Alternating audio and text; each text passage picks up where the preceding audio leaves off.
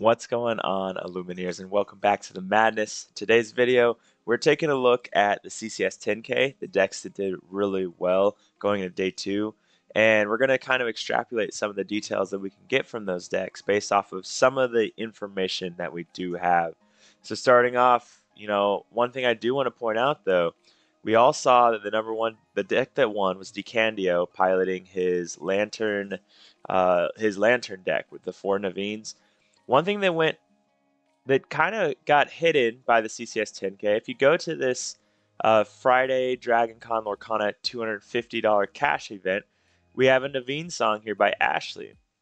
And if you click on that, Ashley was rocking the lanterns. I don't know, maybe she knows the Candy, maybe from the same area, or just another really good deck builder. But we'll just go ahead and move this over here. But she's already rocking this stuff. She's rocking the three lanterns. She's rocking the four Navines. She's rocking four Pete's.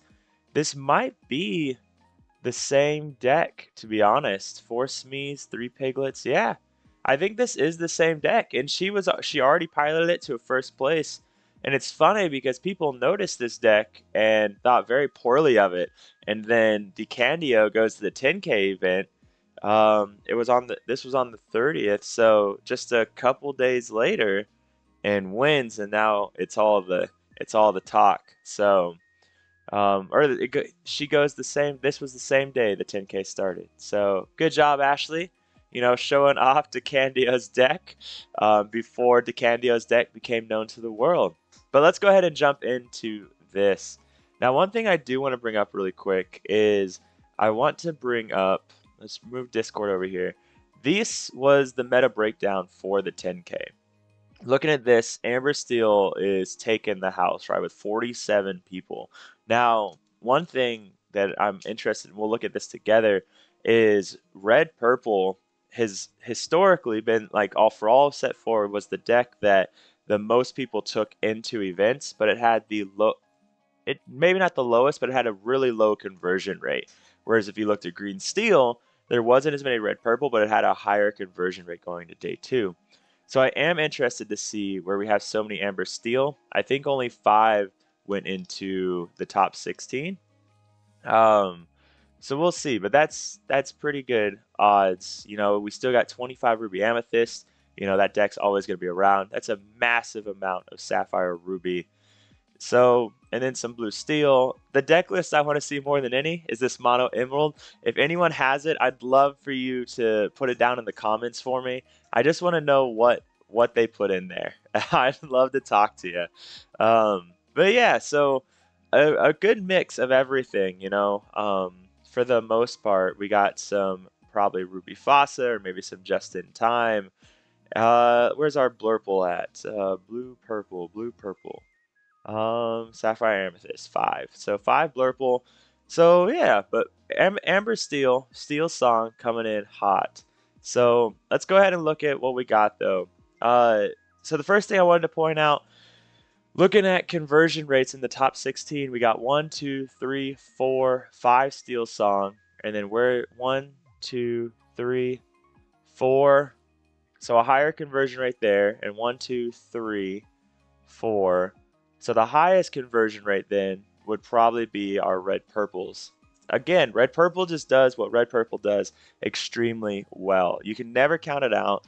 Good pilots on Red Purple will always be able to do what they do really well. You got your draw, you got your early lore gain from Flynn's, you've got your board control with Medusas and Sizus and B-Preps. So it's just a great deck. One thing I did want to point out though, as I was looking at these lists earlier, is a lot of people. So first we got DeCandio's deck, right?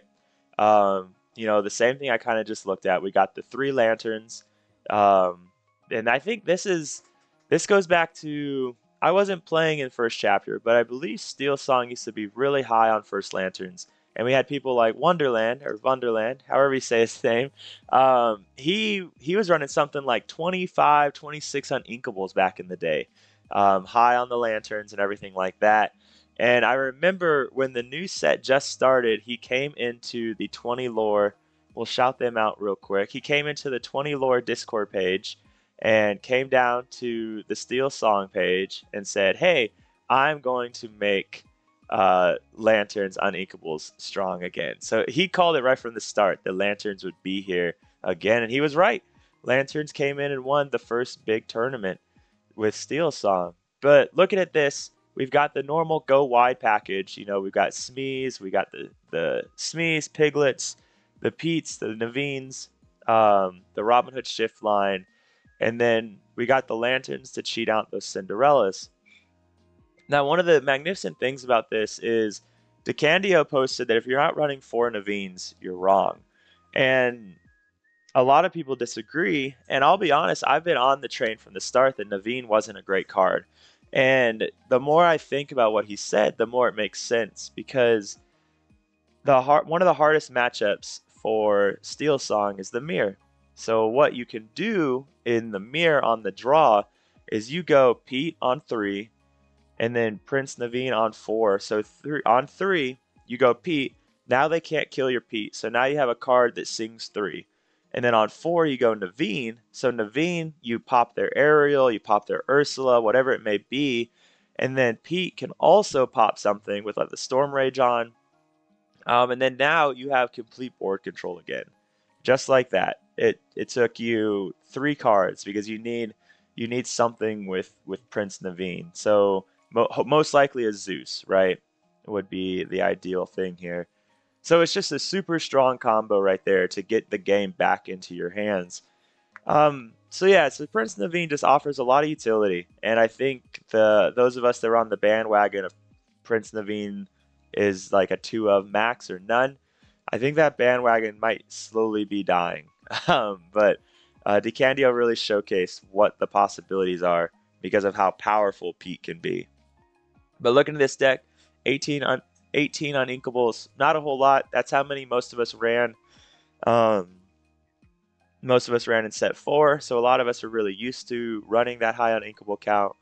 But yeah, just a strong deck, Cinderellas. You know, so for those of you that are playing the Steel Song list, it might be time for you to start teching back in World's Greatest Criminal Mind, which makes an argument that maybe it's time to start playing the Queen Shift line again to give those more abilities. But yeah, strong list. Good job to Candio.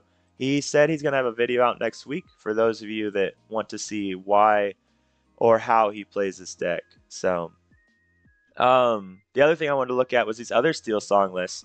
Everybody's talking about how double shift lines are dead, but 3 of these 4 lists are running double shift lines, and they made it to day 2 of the 10K tournament. They won some money. I don't know how much they won here, but they still won money all the same. They made it to day 2, which is a huge accomplishment. But we've got double shift lines going on, 3 Naveens here. This one's even running 2 Lanterns as well.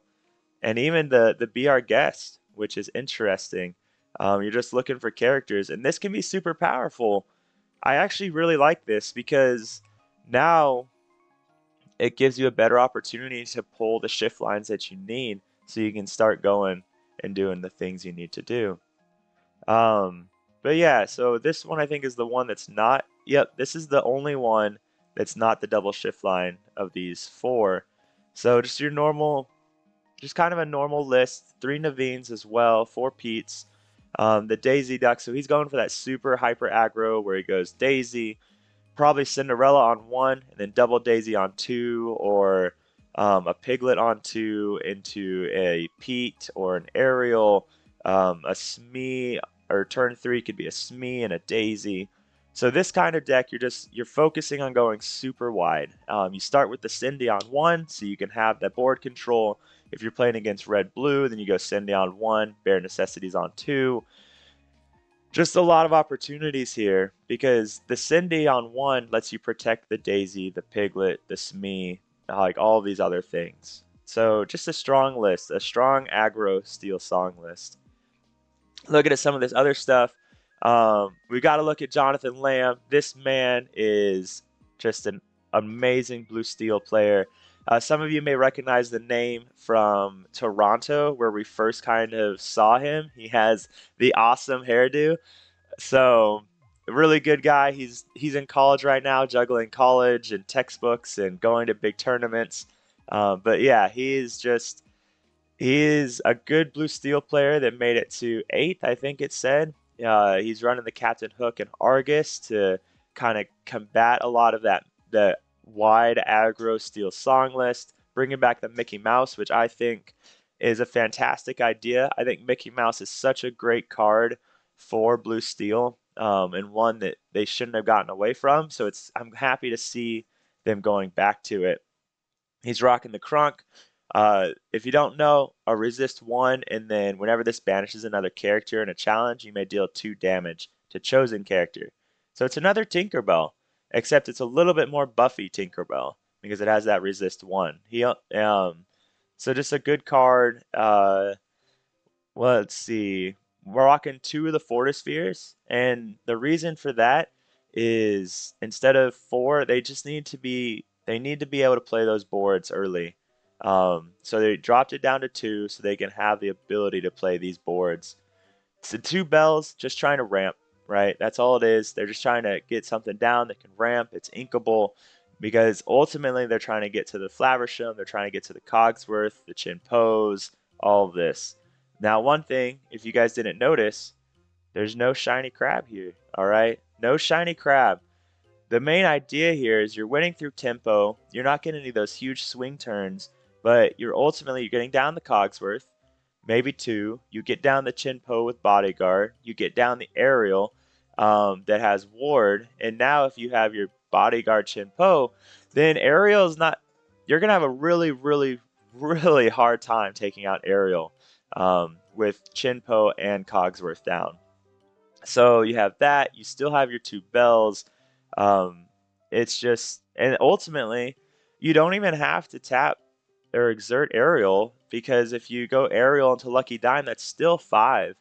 So you got a lot of tempo here, and instead of just winning those big turns with Tamatoas and Lucky Dimes, now we're controlling the board, we're playing these big chunky characters, and we're slowly just chipping away until we can get Dime and Aerial or Dime and Bell.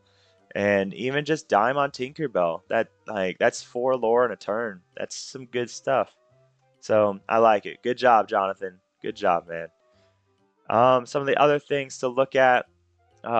We got Luca here. You know, he's the young man that won the 10K not even last year, the last 10K. I think he's 15. He might be 16 now with Team Ohana. If we look at this list, I got to admit, I was surprised to see that he brought in the Olafs and the Minnie Mouse. And the only reason I say this is because he's the one that made um, the 4 of 1 drop so popular. He came into the 10K with only 4 Chernobygs, and he's the one that made that so popular. So I was surprised to see him go this route because you lose so much early or late game potential when you're running these 8 cards because these 8 cards are next to useless. Um, Now, I guess so. We've got the Queen's Castle, so late game you can just play an Olaf and then move it to the Queen's Castle, and that can be a good play. I see I see red purples pulling these Minnie Mouses and these Olafs, and I don't think it's going to last. I think personally, I'm not a Lucas Serrano. I'm not a no. I'm not. I'm not anybody that's done. But they're playing these cards so they can guarantee their bounce for Fox or Snake against Steel Song. But here's the thing: whether it's an Olaf or a Minnie Mouse or a Snake, they're all 3 health. So if I play a Cindy on turn 1 and then you play an Olaf. Okay, now I can't let the Storm Rage on. Sure. But what I can do is turn 2 when I play a Piglet or an Ursula or a Smee. You bounce it, you get a Snake, which is a 3/3. Cool. Next turn, I'm playing another character, and I'm just going to blow up your Snake anyways. So the only thing these are doing is preventing me from using Let the Storm Rage on and getting a free draw at the sake of making you hurt your late game against everything else. Literally everything. So I don't know. I don't know if it's the right move because it doesn't hurt your early. It doesn't help your early game, and it doesn't help your late game. So why do it?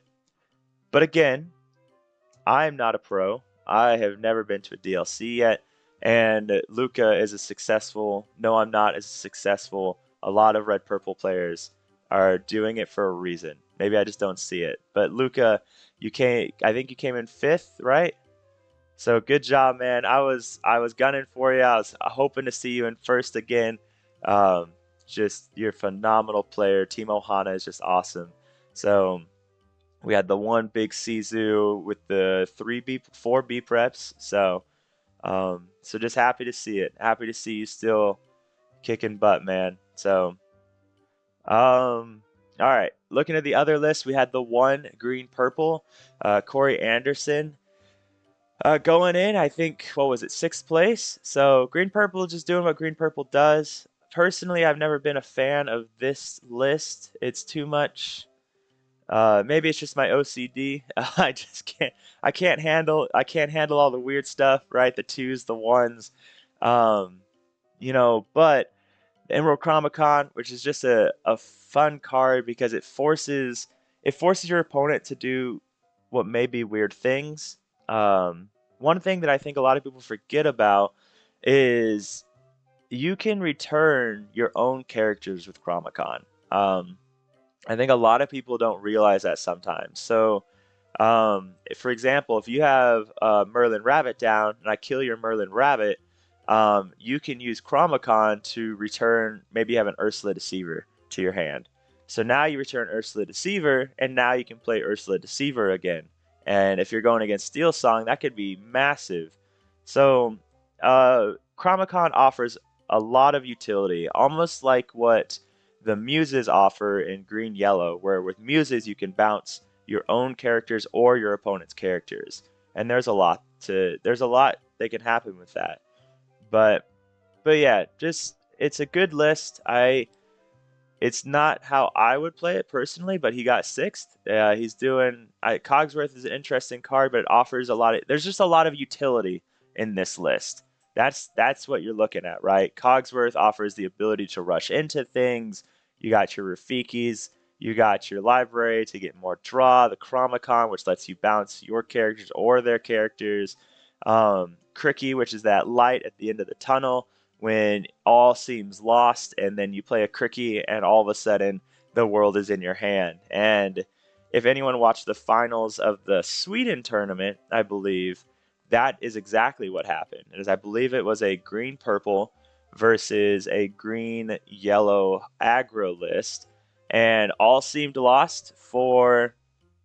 um, all seemed lost for the green purple, and then he played a Cricky, and all of a sudden everything changed. Another nice thing about this list, we're only rocking 11 uninkables, and four of them are a rabbit, so you're just going to refill your hand. Lyle, which is getting their lore down. Um, so yeah, altogether a strong list. Um, if you have a lot of OCD, maybe not the list for you, but but yeah, it's a good list. So good job, Corey Anderson, piloting this to a sixth place finish. The other thing I wanted to highlight was Jose here with his second. Well, let's look at Kendall really quick. Um, and then we'll look at number two. So Kendall here actually going with, going with the Chernovogs and the Magic Brooms. So he decided to go against the 1-3s. And I'd imagine the same thinking I had in that, why am I going to sacrifice my late game for an early game that doesn't help me at all? So Kendall Burdett, I'm not, believe, correct me if I'm wrong in the comments, guys, but he shared his list the day before day two, so on day one.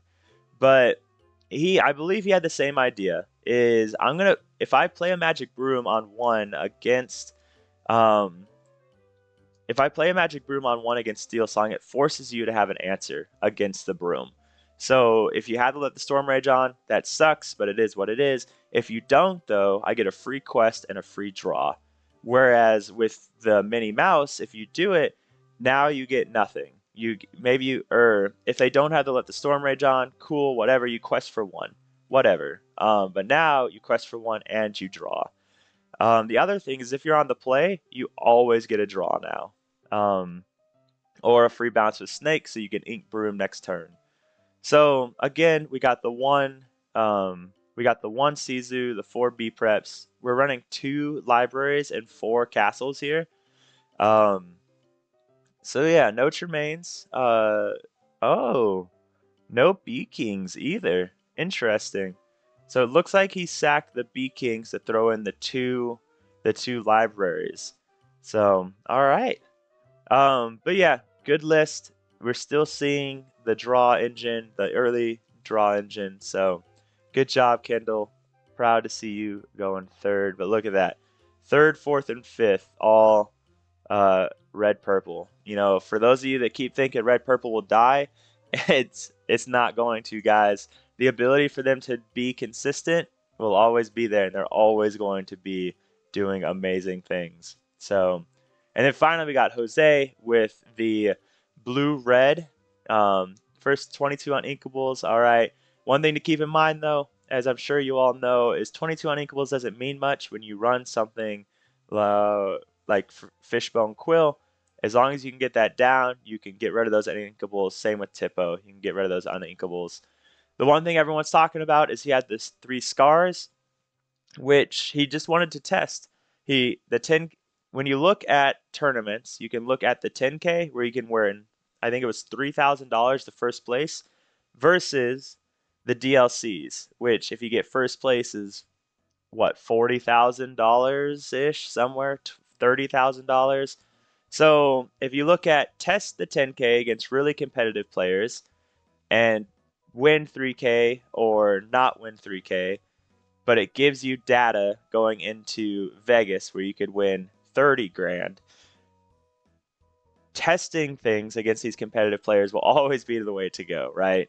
We have Pixelborn Connect and we have all these options, but at the end of the day, Pixelborn Connect and all those options aren't going to be the same as testing against people like the Decandios, the No I'm Nots, the Lucas.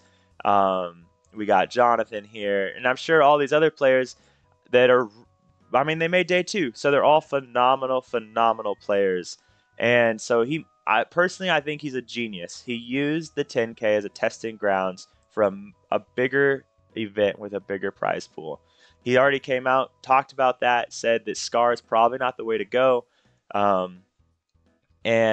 yeah, so it's cool to see Scar coming in though. It's phenomenal pilot. For those of you that never tried Red Blue, it's such a hard deck to pilot, and he did it phenomenally well. And I think Red Blue is going to be a deck to beat for this entire set, especially as long as Steel Song's as popular as it is. So, because if he, most likely the things that we're going to see is he'll probably maybe we see him cut the Scars and add in the Sizus, because we already got the 4 B preps, so we could see him cutting the Scars just to make 3 Sizus, or even a human Sizu and 2 Sizus, something like that. Because then that gives them great answers as well to those super wide boards of daisies and Smees and piglets. Not Smees. Well, Smees, if you know pop. No. Nope. None of the ice blocks. So not the Smees, but it still answers the piglets, the daisies, the aerials, things like that. So just a strong list. And so good job for you, man. He even tried the Chichas, which I'd imagine he will cut as well. Maybe not. We'll see. But it's such a weak card into Steel Song that is, your other top contender for tier 1 decks, being Steel Song and Red Blue. But I love it. Good job, man. Way to pilot strong. I believe you're from Puerto Rico, right? Your friend was posting your stuff like all day on the Facebook page.